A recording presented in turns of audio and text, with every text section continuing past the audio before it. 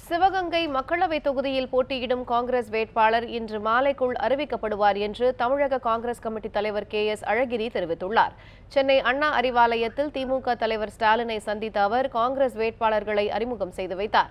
பின்னர் செய்தியாளர்களிடம் பேசிய கே.எஸ். அழகிரி, திமுக காங்கிரஸ் கட்சிகளின் செயல்பாடு மக்கள் மத்தியில் வரவேற்பை பெற்றுள்ளதாக கூறினார்.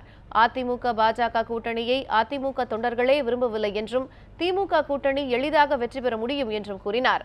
சிவகங்கை தொகுதிக்கு இன்று மாலைக்குள் வேட்பாளர் அறிவிக்கப்படுவார் என தெரிவித்த அவர், தேர்தல் பரப்புரைக்காக காங்கிரஸ் தலைவர் ராகுல் மற்றும் பிரியங்கா காந்தி உள்ளிட்டோர் தமிழகம் வர உள்ளதாகவும் கூறினார். எங்களுக்கு அது மிகவும் ஈஸி.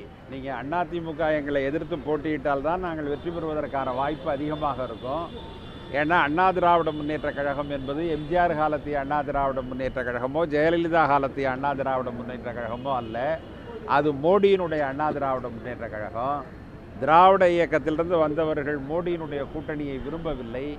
எனவே அண்ணா திராவிட முன்னேற்ற கழக தோழர்களே காங்கிரஸ் கட்சிக்கு ஆதரவாக இருக்கிறார்கள். அண்ணா திராவிட முன்னேற்ற கழகத்தினுடைய வெற்றி என்பது சூறையாடப்பட்ட ஒன்று. அவர்களால் வெற்றி பெற முடியாது. எங்களுக்கு எளிது.